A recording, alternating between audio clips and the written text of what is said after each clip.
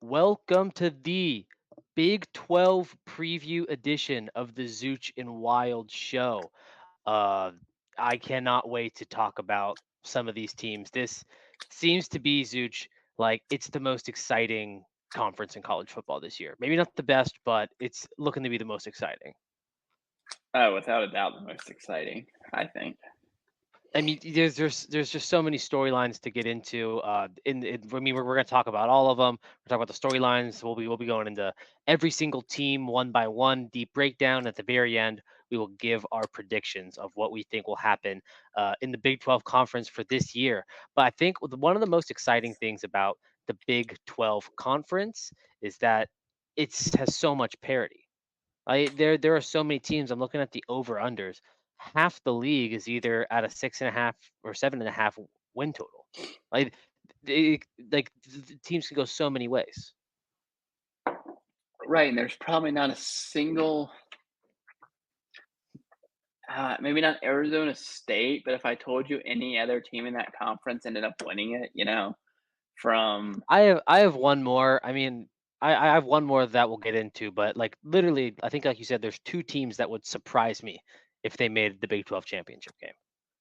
yeah, exactly. So it's like a fun, exciting conference. You have a lot of character team, like character team slash coaches who are like funny in like an oddity Yeah, sort of it way. is it's almost like a throwback college football conference where it's like in the world of these super conferences, this seems like a throwback to like 20 years ago where it's like, man, this is super niche. And they just added like four more super niche teams. Like Utah, like those people have just started to get into like discovering Utah fans on Twitter. They are a bunch, but like you have the Coach Prime dynamic too. You have Arizona, who's the best that they've been probably since the Fiesta Bowl year. And I mean, Arizona State is a big brand, but they suck. But it's like those are three pretty great teams to add. I know losing Texas and OU hurts, but it's a pretty good consolation prize. Yeah, and I think it like obviously it hurts losing two blue blood college football programs, but I think they're in a way better place than the ACC is. Like, I guess the Oh, ACC way still has better. Clemson and FSU, but the Big It's way 12 is going to better. be a lot more They're fun. way better. And And what the Big 12, like, I think what they've done well is they know their place. They go, we are going to be, in football at least, the third best football conference, which essentially means hey, we know we might not have the best teams as like a Big 12 or a SEC, but product wise, we are going to put the best product out on your television screen. Now that may not in tune lead the national championships, but it's going to lead the viewers in them essentially being, we're not getting left behind. We are going to keep fighting and keep our traditions, and I'm really excited for that. I mean, obviously, the main one of the main newcomer topics, yeah, we have to mention it just because it's such a big story. It is Deion's second season at Colorado, first in the Big 12. I have a feeling that the media circus isn't going to be as much as it was last year, but it's still going to be a little Barnum and Bailey esque, at least at the beginning of the year. oh, yeah, especially depending on how they start. I mean,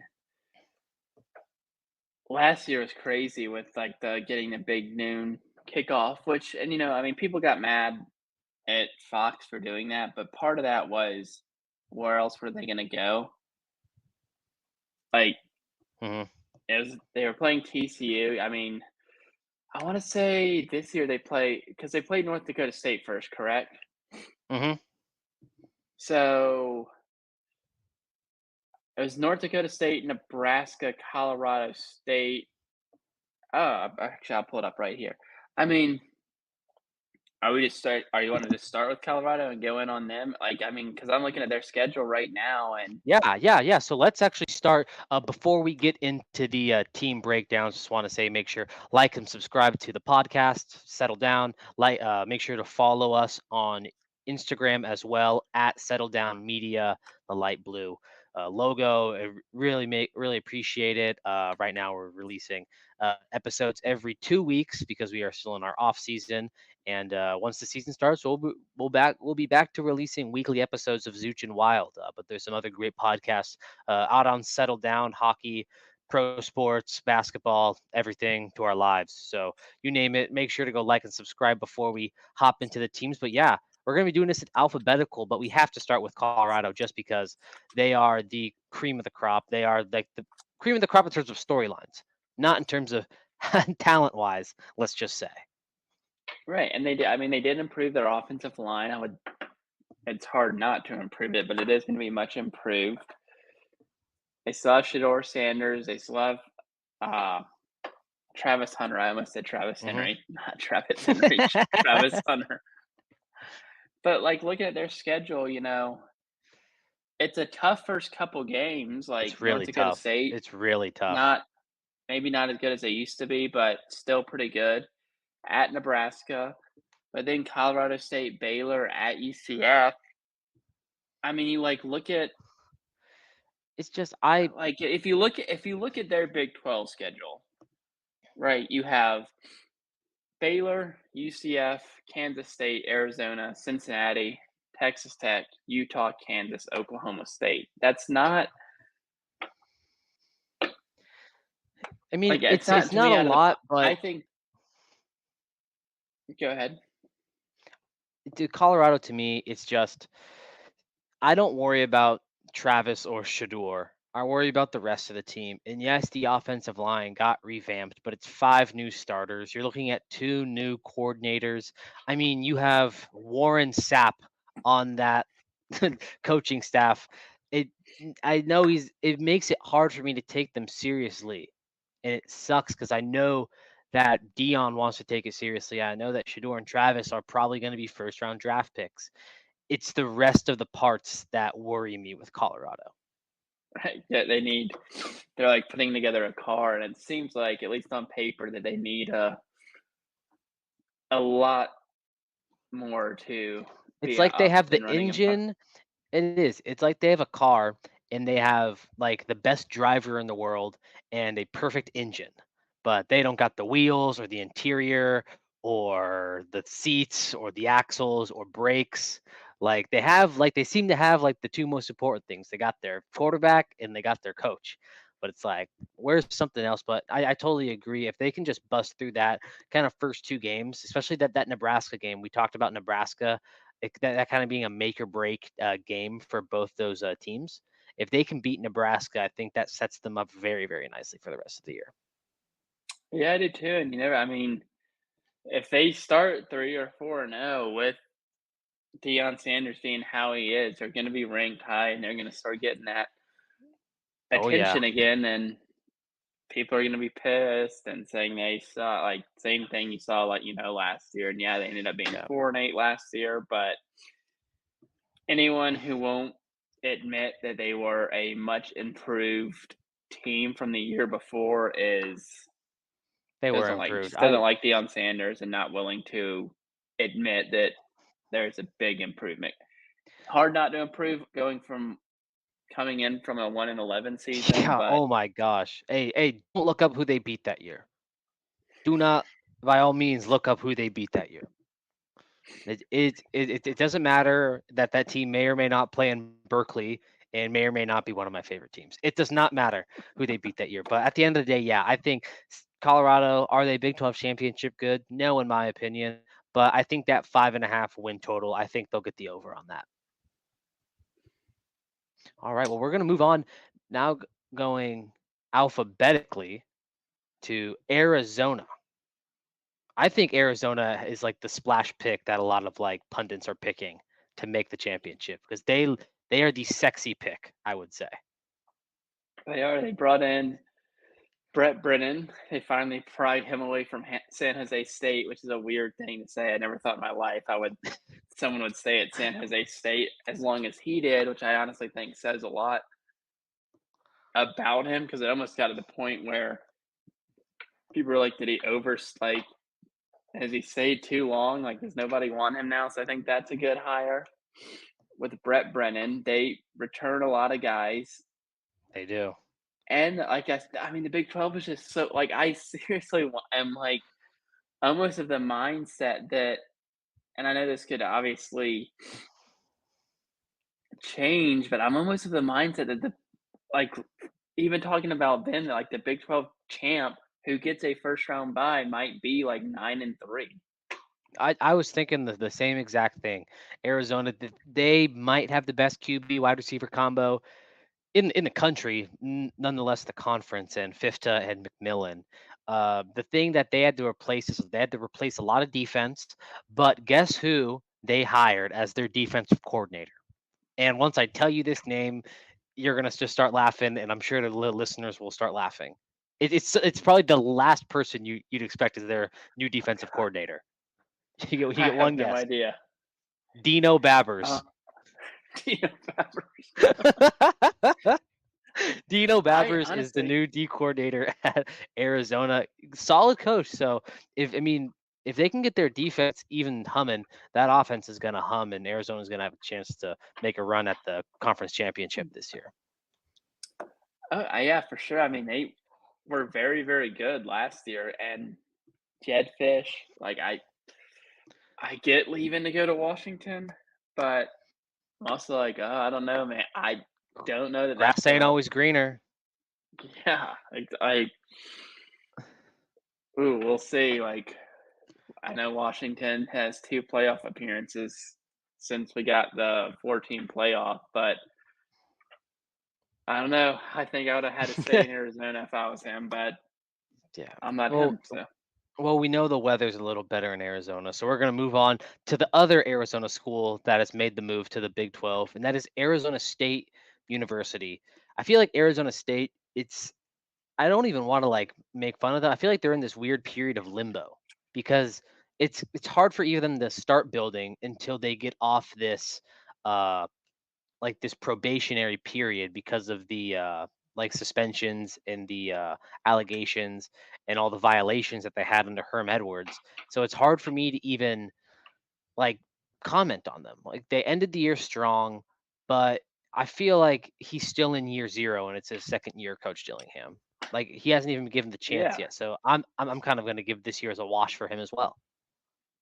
Yeah, I agree. I think it's so hard to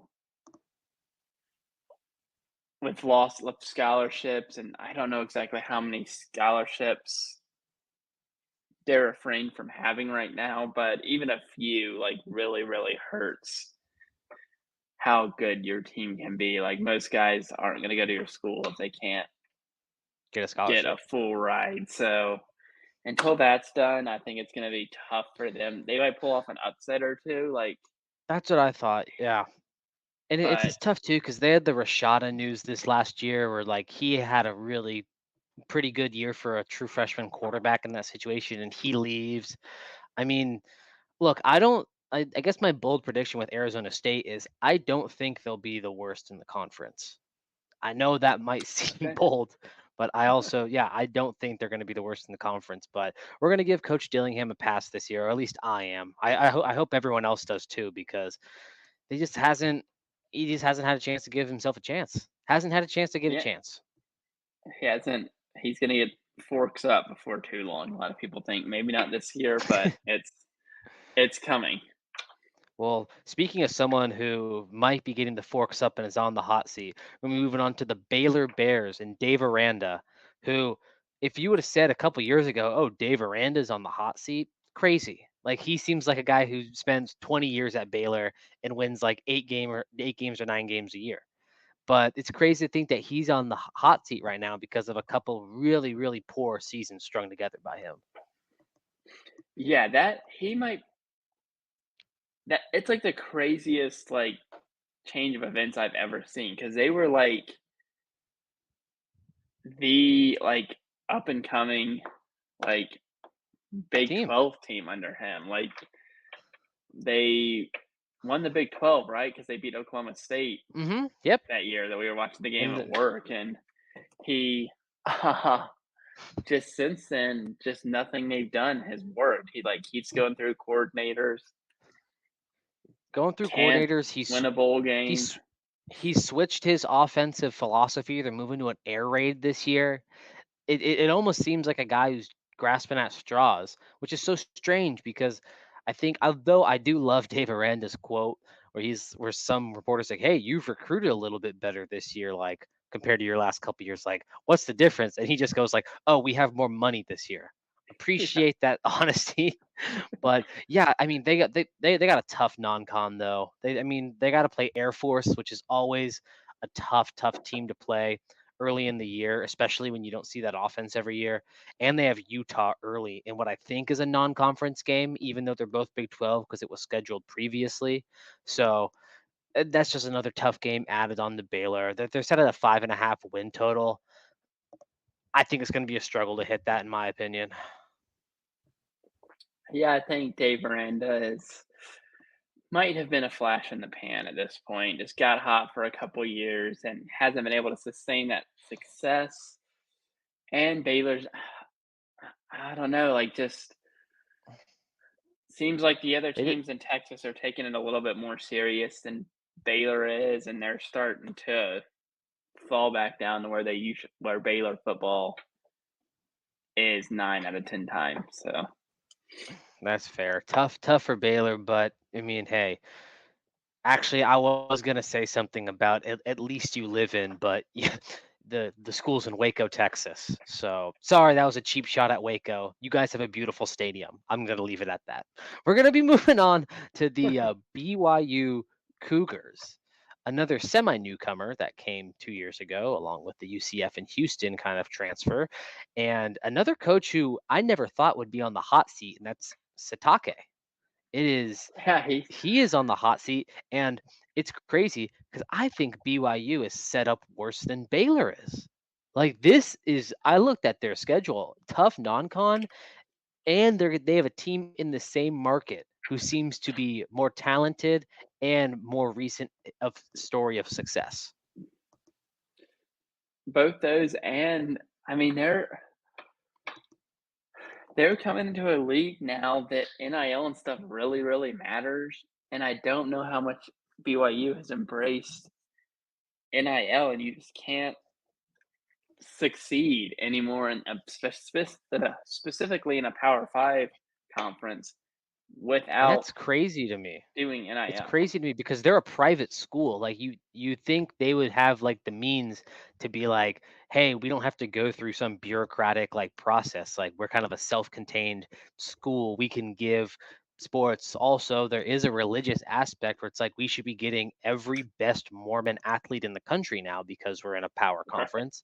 So it's like, but it's just it hasn't happened. And it's that they don't seem to have a quarterback this year. I know their linebacking core is supposed to be good, but if your linebacking core is the most exciting thing about you, like I'm worried about you. Like I'm worried that BYU could have another stinker this year and it's going to be chaos in Provo. I was going to say all hell was going to break loose, but I know they would not have liked me using that word.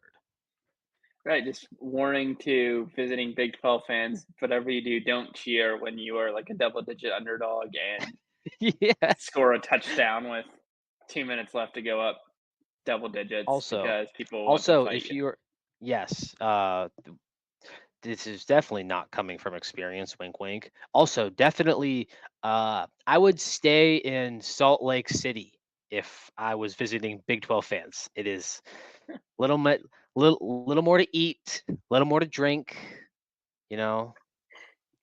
That's all I'm saying. Also to visiting Big 12 fans, uh buy the beer beforehand. Don't rely on the Provo stores. I'm also just going to say that. Do that. However, they do have really good cougar tails. Try one, Yes, but it might the snap in Cougar half tails. on you. Yes, the cougar tails are delicious. Speaking, all right, we're gonna move on to another another cat. I guess a bear cat is just a like a like a bobcat, a bear cat. We're gonna move on to Cincinnati, and Cincinnati. I was surprised that they were a 5.5 win total. I had them pegged down as a Because they hired BYU. Scott Satterfield for some reason. Yeah, I was surprised with their 5.5. I thought it was going to be lower, honestly. But then I thought to myself, man, anything is better than Emory Jones, right? Literally any quarterback could be better than Emory Jones. So they don't have Emory Jones, and their schedule is pretty easy. They don't got to face Oklahoma State, and they don't have to play Utah. So I think that's how that win total can kind of get in there. But in my opinion, I think the schedule is going to make them look better than they are. Like they're going to have a better record than Yeah, what they should have. I just am like wondering with them, it's like how good did Luke Fickle make that whole program because they have just been bad ever since he left. Like their It's NFL guys aren't tough, really turning out. Like except for I Sauce thought at the Gardner. He's time, it. yeah, Sauce Gardner's just I at the time thought that hiring Scott Satterfield from Louisville, who had not even done like Louisville wanted him fired. I thought that was a weird kind of bizarro move. I was like, all right, like if you want to hire him, I guess that's fine. But he wasn't. I mean, I don't even think he was much over 500 when they It's just tough, hired and him. it's. I mean, and they pulled some Porter talent. They got a tight end Joe Rower. I wrote down. They got tight end Tyron Smith. I mean, a wide receiver Tyron Smith. So they're trying to get better. It's just again, it was one of these schools that you would have hoped that could have made a big splash like right off the bat entering a conference because out of that crop of four that entered the Big 12 with them, Houston, UCF, BYU, and Cincinnati, they have the least amount of resources compared to the other three schools. So they have to more than Oh ever yeah, and prove it on the field because their on the field success correlates more with off the field success in terms of revenential gains. Is that even a word? Revenential? I don't care. I just made it up. Revenential gains than the other schools. yeah, and they're I mean they're another one in danger. They made it. Congratulations, you're in a Power Five or Power Four now. Anytime you win your conference, you're gonna go to the playoff, no matter if you're 8-5 or 14-0 or whatever you would be. Hmm. But I mean, I don't think they're in a good place. So I would probably add them to my list of teams. I don't have a. I'm not giving a real shot to win the Big 12 this year. That so Cincinnati was like I was half and half. I had Arizona State and BYU as another one. Another kind of one we're gonna move on to, on the fence about is the Houston Cougars fired our good friend who we've never met, Dana Holgrimson, this last offseason. Sad, but they hired Willie Fritz from Tulane. He did a great job at Tulane. I thought it was actually a good hire. They got an uphill battle though. The good thing about Houston's situation is that they have resources, unlike other schools, to make it happen. It's just their product on the field has been poor. So it's going to be an uphill battle, but Willie Fritz has the tools. It's just going to be up to him. Yeah, I think Houston was always kind of in that range of like they just needed to get a little bit more money invested in the program, and they would be, pretty good. They weren't very good last year, 4-8. Maybe that was a Dana Holgerson thing. I still love Dana Holgerson, but yeah, like I Houston is my sleeper pick. I'll just get that out of the way to win the Big 12. Really? Don't know that they will, but I definitely could see them doing it. They have Baylor on the schedule. They have BYU. Like they I have mean, some of the it's not a easier. it's, it's not a crazy thing to say. They returned their quarterback, one of the top returners in Donovan Smith. And in my notes, I said it's just one of these average teams that could go so many ways. I think the 4.5 win total is a little too low for them. I do think this is a bowl eligible team. Because I don't know, I believe in Willie Fritz. I think if you can turn around Tulane, you can turn around anyone. So I think Houston's got a shot. I would say that making the Big 12 championship game is a stretch this year, but I think Houston has a bright future as it pertains to today. I agree. I would like for Houston to be really good because I think that would just be really funny to see the Houston Cougars and, like, get a top 4 seed in the college football playoff. That would just be That funny would to be me. like an NCAA 25 sim. Yeah. All right. Well, we're gonna move on to the Iowa State Cyclones, and it's calling me crazy. When I was doing my preview, I started falling in love more and more with the Iowa State Cyclones, man. The defense looks to be solid. The defense looks to be solid again under Matt Campbell. They've been good every single year that he's been a coach there, and they return 86% of the production. 86% of starter production from last year. One of the That highest in the nation. Now the problem for Iowa State is these are Iowa State starters we're talking about. that is true, but they still like last year, they went 6-3 in the Big 12. That's why, like we were saying Mhm. earlier, like, they I I fell in mean, love with these guys. Like working them up. They got a great QB name, Rocco Becht. It's just I mean, I that guy take just back my Houston statement. Iowa State as a getting a bye in the college football playoff would be the funniest possible outcome of any team. Rocco Becht Rocco Becht was just born to go 12 for 18. Like he was born Yeah. to go 12 for 18. But Iowa State, they're always solid under Matt Campbell. I mean, the conundrum with Iowa State is a little bit like their neighbors in state, where they are good, but are they ever elite?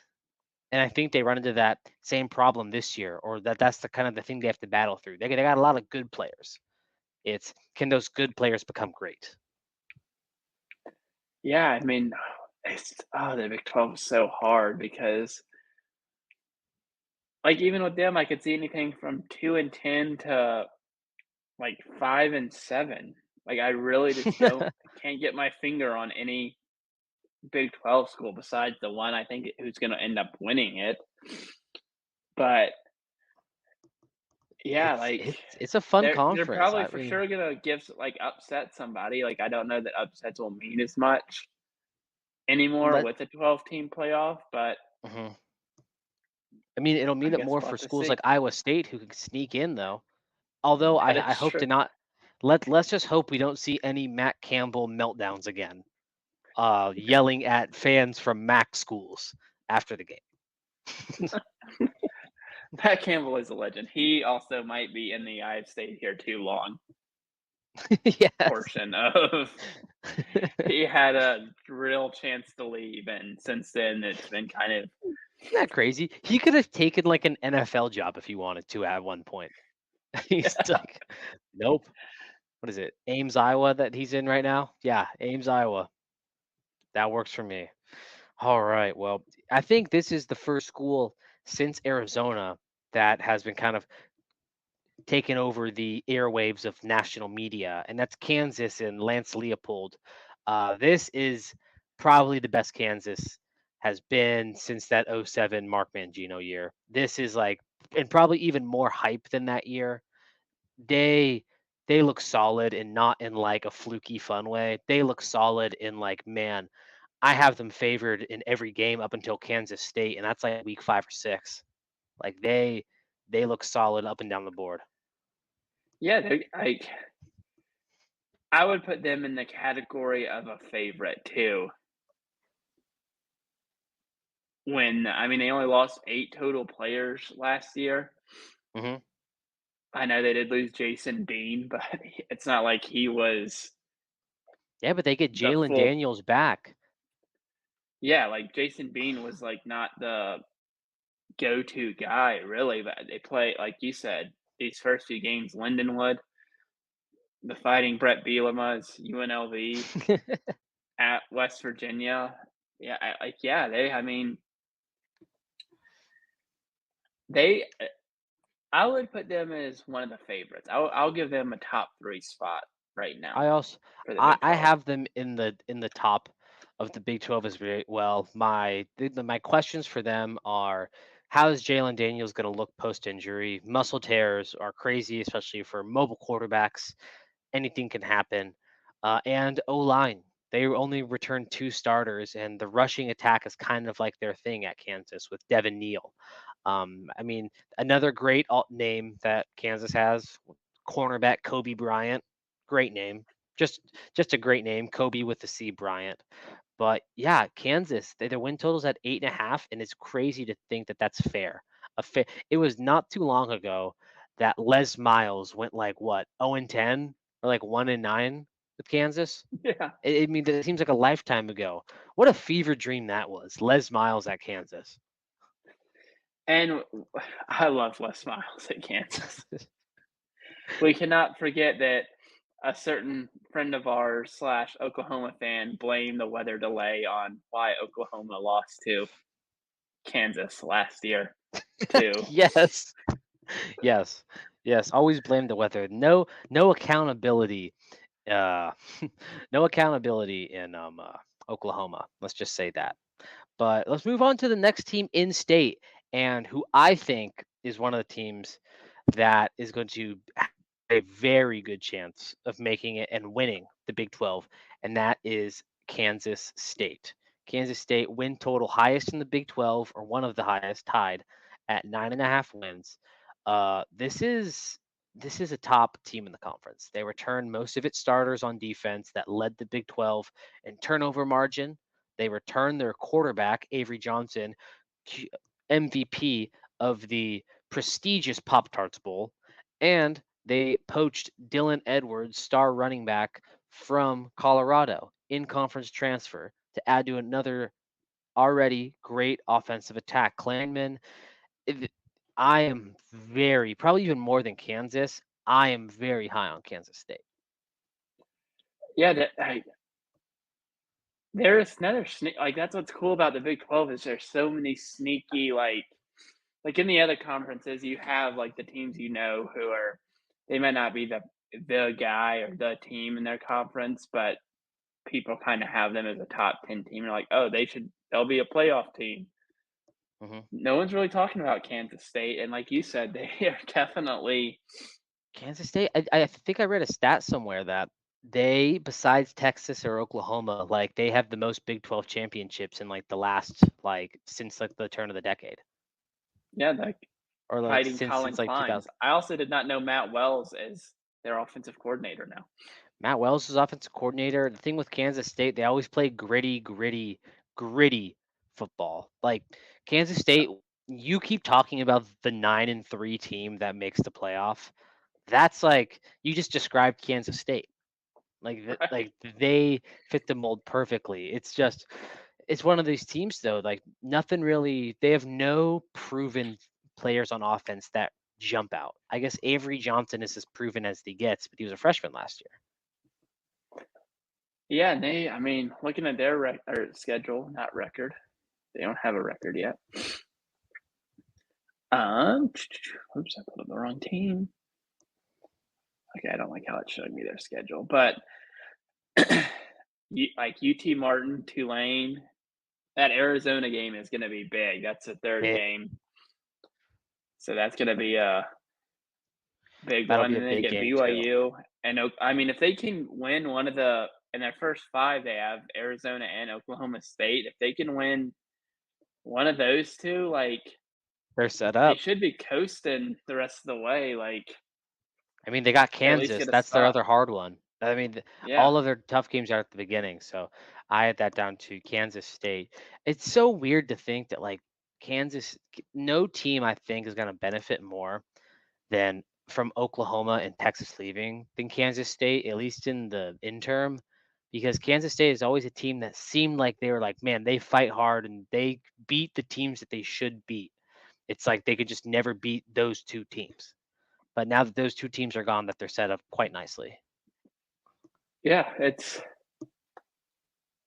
and I'm adding them to the list of teams. It would be funny to have a first round bye with It like would. blue blood teams. Now, speaking of funny, where do we even begin? Oklahoma State. And before we talk about the on the field stuff, we have to address what happened at Big 12 Media Day, where Mike Gundy claimed that he had driven drunk over 1,000 times in his lifetime. And then doubled down. Go. You go for it. It was probably the most funny comment, and I just want to say DUIs are not funny. People die. A head coach of a successful program who's already had funny moments in the past going, I'm going to punish my star running back who has a DUI by giving him the ball 50 times versus a terrible opponent. How Right? can you not see the hilarity in that? No, I the funniest possible scenario to me in this whole season would be Oklahoma State, like, wins the Big 12 or gets in the playoff, and then, like, almost would even be funnier if they, like, are 10-2, like, one of their losses is the I guess it'd be 11-2 at this point, but one of their losses is the Big 12 championship, and they get, like, Georgia or Ohio State or Oregon, like, a kind of a national title favorite, but they lost the Big 10 or SEC championship, whatever it ends up being, and they beat them. And you get, like, after the game, the quote from Mike Gundy, because they'll be like 17.5 point underdogs. Like, Yeah. he'll have found, like, Georgia Bulldogs fans.com, like, some quote they said, Yeah. and, like, use it for motivation. I mean, he is such a master manipulator slash hype man that he, like, in the "I'm the man, I'm 40" quote, had the newspaper, like, the local newspaper that was, like, Yeah. giving the quarterback for Oklahoma State a hard time. He had that, he had the One American News incident where he had the shirt on the boat. Now he has the Yeah. Ollie Gordon DUI incident. Like, he's just Mike He's the Gundy gift that is keeps on giving. He truly is the gift that keeps on giving. On the field wise, Ollie Gordon's gonna ball out, and Gundy's gonna have this squad ready to go. I mean, he's a master manipulator, but you have to kind of be that sick, twisted person to be as successful as he has at Oklahoma State, which for a while was kind of just content being like, we'll be all right. And he's kind of made Oklahoma State, we're going to compete for conference championships every single year. yeah, I mean, he's done, like, really, really well there considering what they were. Like, he came right after Les Miles was there, and I always forget Les Miles, the head coach at Oklahoma State, but This has Oklahoma just been a State Les Miles show. This has been a Les Miles show. yeah, like, he has what, 1, 2, 3, 4, 5, 6, 7, 10-win seasons since 2005. That's for Oklahoma State, that's pretty good. He's made a bowl game every single year except his first year. Like, that's some pretty It's consistent good. success for a team that is by far second in their state in terms of popularity and recruiting, and up until this year was at best third in the conference overall. So, Hmm. and I would even say, No, like, they're like a strong, like, consistent third in terms of I recruiting would, and stuff. I I know would, for a fact I would other agree teams have with that. recruited better than them. I would agree with that, and I think that 8.5 win total that they have kind of reflects that. They are definitely what I would say. Maybe they're on the lower end of the favorites because there's some issues. In the schedule is going to be tough having to play South Dakota State and Arkansas, and the interceptions were an issue last year. But I think they still are on the lower end of that favorites. Uh, Now we're going to talk about a team. Moving on to a team that's quite possibly the most perfectly average team in the country, I think, and that is the TCU Fighting Sunny Dykes. Also, I was talking to Zooch earlier this week. I forgot to grab it. I have a Sunny Dykes signed football, so you have to take everything I say about TCU with a grain of salt because I want the value of that football to go up. Now it is a Cal signed football, so I know that already makes the value go down, but I mean, TCU, they was 2022 a fluke? I mean, I think people have already decided it's a little fluke-ish because last year, they knew they were going to take a down step last year, and I think that was even further of a down step than they were expecting. Yeah, ooh, TCU. That whole year that they went was so weird because I swear to God, I remember them being down like by 20 points in every game that season and somehow coming back and winning. Like, probably Yeah. got a little bit lucky against Michigan, but they won. I mean, it's better to be lucky than good, as they say. Mm-hmm. So I don't know with them. Like, I could see them randomly, like they are sometimes, being like 10-2 and in the Big 12 championship. But I mean, they got a new quarterback. They got Hoover. Like, can he be good? They had to rebuild the O line through the portal, which is never a good sign. They got a new defensive coordinator, our old friend Andy Avalos. So I mean, if it's coordinator Andy Avalos, great get for TCU. If it's head coach Andy Avalos, Sonny Dykes is going to be on the hot seat next year. It's just the way it is. But it's TCU 7.5 win total. This is one of these things at the Big 12. I wouldn't be surprised if you told me TCU's playing for a spot in the college football playoff, or it's like TCU won 3 games last year. Like, that's TCU, that's the Big 12. I can't get a read on this team. yeah, same here. Like it's to me by and large the hardest conference to pick a champion in. I like besides like we said Arizona State, like maybe BYU, maybe Colorado. Like I I don't know. I It's really it's don't it's t- know. it's tough. Another team I can't really get a read on is their semi-rivals. I guess, yeah, probably like their second rival or third rival. Would you say TCU's Texas Tech? And this is a make or break year for Joey McGuire. Let's just cut down to it. They had such high hopes coming in last year. I think I was riding their wave, and to lose like that to Wyoming, I think kind of busted out, like blew out all their steam. They got an easy schedule, but I mean, it's Tech. I mean, Joey McGuire, he's got to be feeling the pressure of the boosters, and the conference is not as hard. It is a If he doesn't perform this year, he's gone. It's as simple as that. It kind of sucks because he's a legend, but sometimes the biggest legends don't make the best coaches. Yeah, like they're in ooh, Texas Tech. I always want for some strange reason Texas Tech to be good because I think it's like just a funny school. Like when you Lubbock, think yeah, about it, they're in Lubbock. They're the third most, maybe even lower. Like Houston might they be might be more popular fourth. than them. Yeah, They might be SMU fifth. honestly Yeah, might be more popular than them, but they're always like really fun. Like they had Mahomes, they've had Michael Crabtree, like that really where they started going downhill. Like they were always pretty good under Mike Leach, and then you had the Craig James son incident where he allegedly locked Craig James's son in a closet, but that was like heavily disputed, and they got rid of him, and they haven't done much since then. And Mike Leach went on to find success in other places that are like Washington State is by far worse off than Texas Tech. Texas Tech is. So I don't know. Like looking at their schedule, they get Arizona State, sorry, Cincinnati, It's Arizona, easy. Baylor. I mean, like, yeah, they have an easy schedule. So Yeah, and they return their running back, Taj Brooks. They do have to replace a lot of talent. And my thing in my notes I said is they threw 18 interceptions last year. 18 cannot happen if you're going to be a good football team.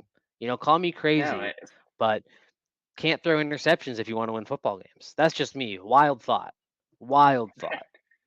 they're in the Very air raid unpopular. too, so you really Yeah. don't want to be throwing that many turning interceptions. turning the ball over. Yeah, no. So Texas Tech, another kind of one of these teams where 7.5 win total, can't get a read. And we're going to move on to another team that has a 7.5 win total. Now, all these win totals I have been taken from today, where it was recorded, July 23rd. Some of them from this weekend. So these are subject to change once this episode comes out. But 7.5 win total for the UCF Golden Knights, who I have as the dark horse contender for the conference this year.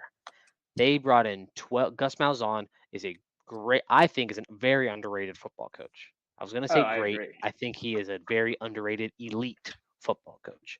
They brought in 12 transfers who have started for their previous team. So that is 12 quality transfers, in my opinion, at least on the field.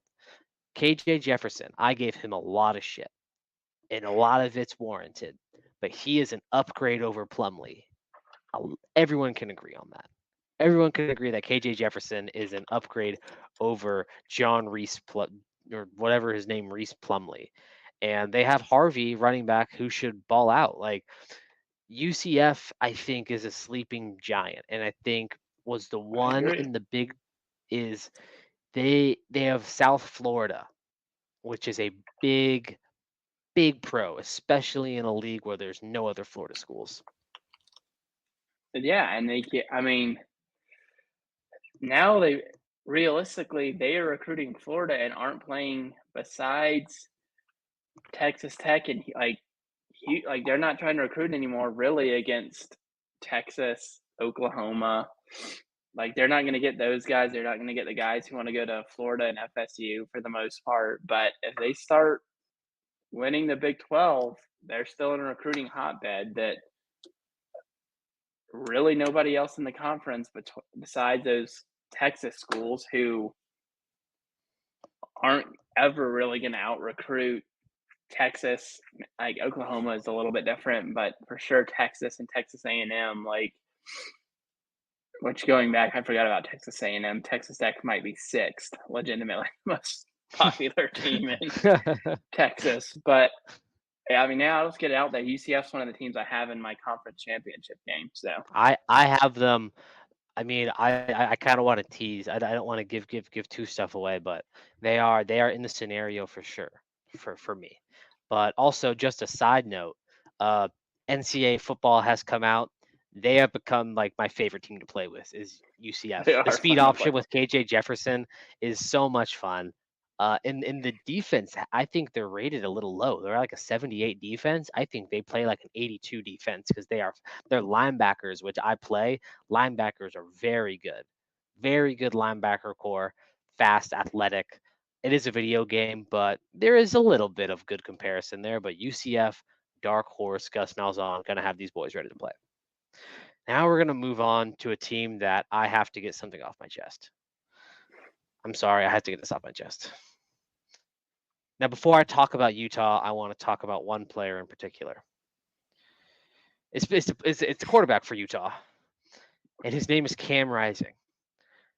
Now, there is something going around that Cam Rising could potentially get granted an extra year of eligibility after this year. And I want to be the first to say, if that happens, I'm going to the NCAA headquarters and protesting myself. Cam Rising entered college, I think the same year I entered college, in 2018 or 2019. If Cam Rising is granted another year of eligibility, we might as well bring back Tim Tebow. I mean, shoot, he can play his grad year. Why not? He's not playing. I mean, like, what are we doing? We might as well bring LeBron James back from, he never got his degree. He can play college football. I guess he could, right? But it's like, if this is what we're doing, why don't we grant a permission slip to, a robot? I think Cam Rising's a good player, but if he's granted another year of eligibility, I'm gonna jump off the building. Joking, but I'm gonna jump off the building. He has been there. It's legitimately crazy how long this man has been playing college football.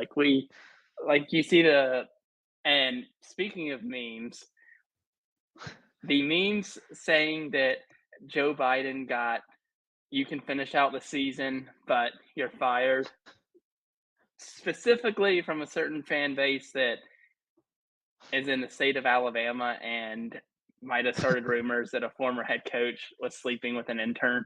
They need to be sat down and talked to.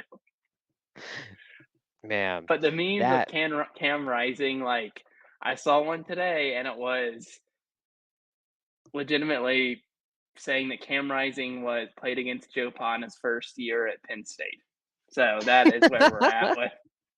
That is where we're at. That's where we're at with Cam Rising. Uh, team-wise, they're another conference favorite. We can joke all we want, but Cam Rising's a solid player. Whether we think he should be playing or not is another question, but he's solid.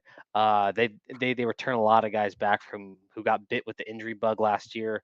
Brant Kuthi, Michael Bernard. They're gonna have a solid defense with Fano at the edge. My thing about Utah is that they should be favorite in every game they play. They're a 9.5 win total, over under. They just I feel like Utah, and this is purely gut.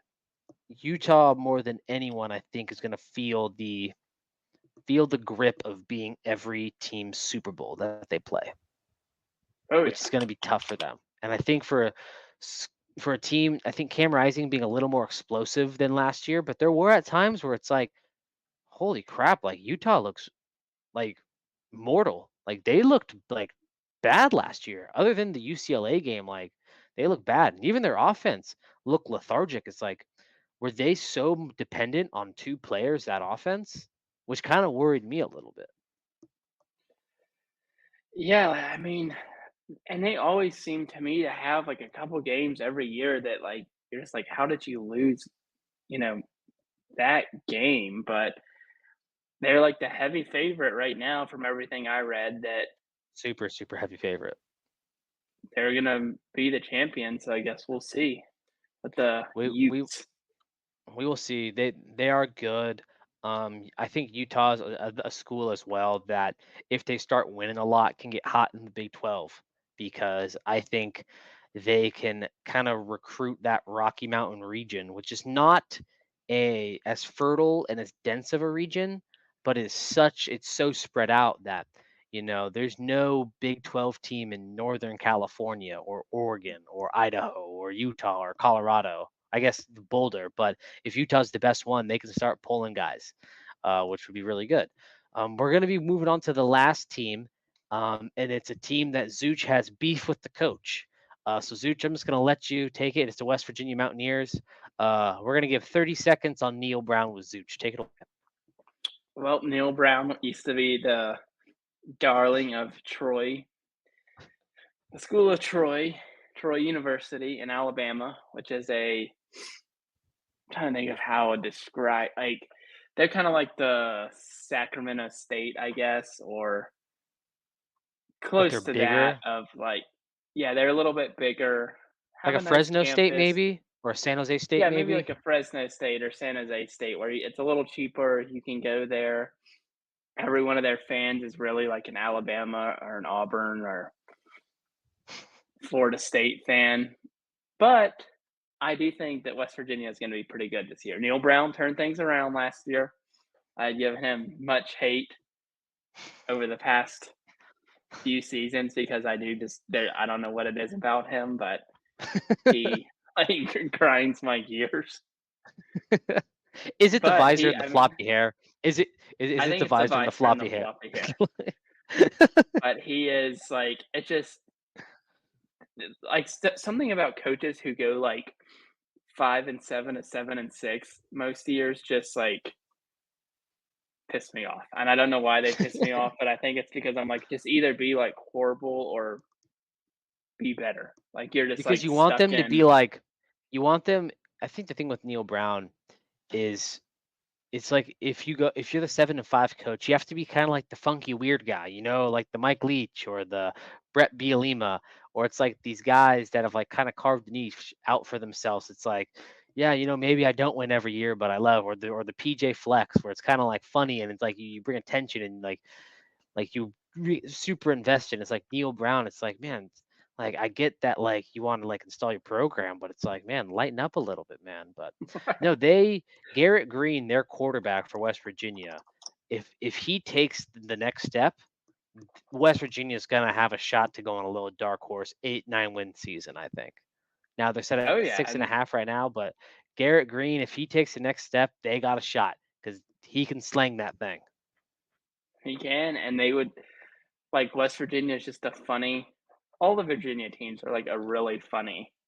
Like they're just in a funny place because they're not in like a recruiting hotbed. some people claim them for the South, others don't claim them for the South, so they like they're like teams without a home. Really, you have like West Virginia's in the Big 12, Virginia and Virginia Tech are in the ACC. Like it's just they're That's weird, funny. Virginia teams.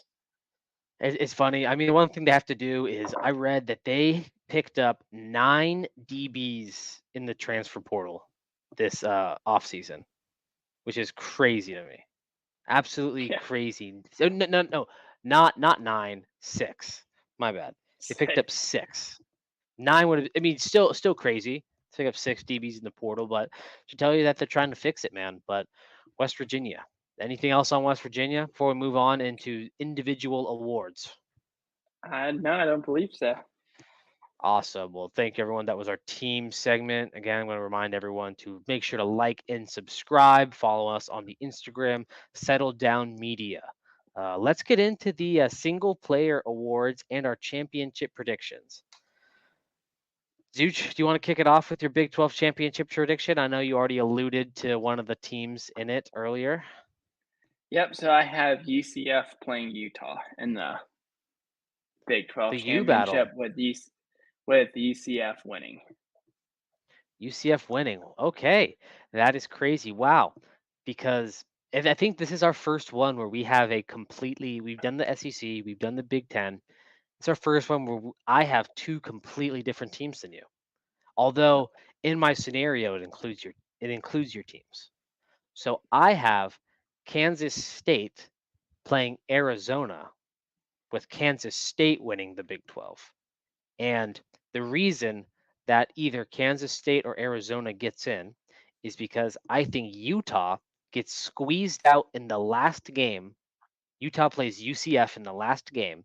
I think UCF beats them, beats Utah, and then jumps them in the standing. So Utah not only loses a chance to be in the Big 12 championship, but somehow doesn't even get that runner-up spot for in I third mean, it could place. happen. That's gonna happen to quite like a few teams this year. Like just, and I don't like we talked about in weeks prior. I don't necessarily think it's like a for other teams. Maybe I don't think it's really a bad thing to like miss out on the conference championship game. Like I know you get the Hmm. bye or whatever, but Yeah. No, like if I totally Utah's ten understand. and two but doesn't make it because two other teams are 10 and 2. I don't know. Like Utah's probably going to still be in the Hmm. 12 team playoff. So They probably will. And knowing Utah, let's just hope that they don't play an athletic Southern team because we saw how that went with Florida a couple years ago, which single-handedly killed the Pac-12. Them losing to Florida that game. But we're gonna move on to offensive player of the year. And my offensive player of the year is going to be quarterback from Arizona, Noah Fifta. I think it's a pretty basic pick, but I think Arizona is going to put up gaudy numbers on offense. I really do. Um, I think that him staying, even with the coach change, says a lot about his character too, and how people were able to rally around him and not transfer out as well. So I think team. It seems like his teammates like to play for him. He had a great year last year, Alamo Bowl champs. So good things to come from Mr. Fifta in the future. I like that pick. I'm actually going to go back to someone you mentioned earlier. I think he's going to end up having a real good year too. I'm going KJ Jefferson for my Not a offensive bad player of the pick. year. He was my second pick. I was going back and forth with between. I think KJ Jefferson. I mean, the comparison is there, right? It's like Gus Malzahn has taken kind of these like stand like kind of like quarterbacks are like, yeah, he's all right, like the Nick Marshalls and the Jarrett Stidhams, and turn them into all conference type players. So you Right. could definitely see that happening with KJ Jefferson. Moving on to defensive player of the year, I'm gonna go Logan Fano, edge out of Utah. It's a guy who got hurt last year, only played in 5 games, but in those 5 games had 3.5 sacks and 2 fumbles. So the talent is there. Him playing edge, I think, already shoots him up because edge is a very high profile position to play, and playing at Utah, it always just seems like they have like an edge player who is just has like really hairy arms and like no gloves and like an unmolded strap peewee mouthpiece and like a helmet with all the scratches on it. That's what I picture Yeah, Logan Fano. I think he's going to and ball they'll out this show year. his family in the crowd and have like 6 younger sisters or something like Yes, that. yes, and they'll show his like. Oh, And they'll show a picture of when he's a child, and it's like he started playing football like way too young, like at the age of like 4 or something. yeah. He had too much energy, so his mom was like, "We gotta put you in something." My defensive player of the year, and I almost this one was a little hard because I don't know how good they'll be, but he is spectacular, and I think arguably the best player in football, it's Travis Hunter. I think he's So gonna go ahead. that, oh, go finish your thought because I have an opinion on Travis Hunter. Yeah, like, I just think that I mean, he was insane last year, he got hurt, but anyone who watched that dude, like, I'll never like, still one of the best plays last year was that interception he had against Yeah. TCU, like, on the goal line, like, that dude is Hmm. just a freak athlete and, like, at one point was playing, like, 85 snaps a game, like, that's Hmm. insane, so he's who I'm going with for defensive player of the year. I think Travis Hunter. I don't think wins offense or defense, but I think he gets votes for both. Whether it's That yeah, one, I mean, yeah, two, that could happen I too. think he could get votes for both.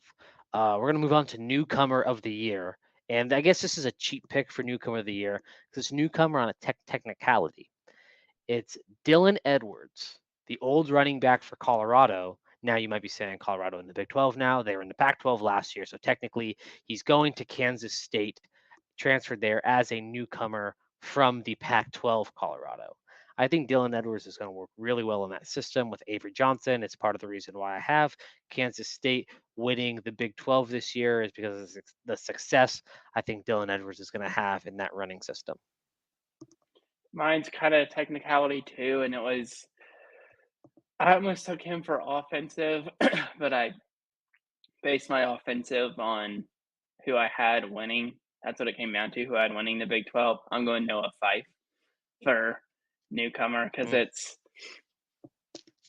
he is a newcomer, but it's not a freshman newcomer, No, so yeah, no, it's on a technicality. I like this newcomer of the year. It's kind of uh, a sign of the times, kind of with all of the transfers and stuff. And now we're gonna get to the spicy one. Our last award, last talking point, the disappointment of the year.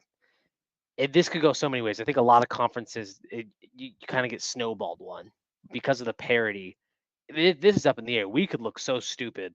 Like we could look yeah, so stupid saying something right now. And I'll go first just to say something stupid. I think the disappointment is going to be Utah.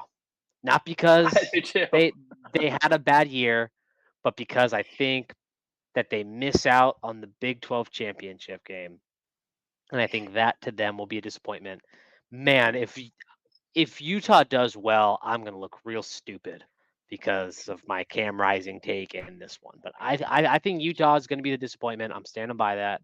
They're going to have a solid year, maybe a Sun Bowl appearance, maybe an Alamo Bowl appearance, but I just don't think they're going to make the Big 12 championship. I don't think they'll be in Arlington. I don't either, and I think it might light a fire under Cam Rising to finally finish the story in his 9th year of college football next year, and No, no, no, no, no, no, no. I already said on tape that I'd have to jump off a building if that happens. if he comes Joking, back. joking, joking. Yeah, joking. I I can't have another year of Cam Rising, man. I know he's good. He seems like a nice guy, but man, I mean, dude, you just look at his hairline and it's like, you can play ball in Canada, man. Eh, Or like I'm sure a practice squad will take you. Like, can you come on, man? You know, Get into coaching something. get into coaching. And for the people saying that he needs to commit to Indeed or LinkedIn, those people need to stop. That is mean. I saw someone saying he needs to slap a workday hat on. is what he needs to do. But Okay. that is just. But the Big 12, crazy conference, and I'm ready for it, man. Get your popcorn ready with this one. Zooch, anything else? Nothing else. We'll be back in a couple weeks with another fun conference that's legitimately spans the entire nation and the Yes, ACC. So yes. We will have the Atlantic Coast Conference preview coming in 2 weeks.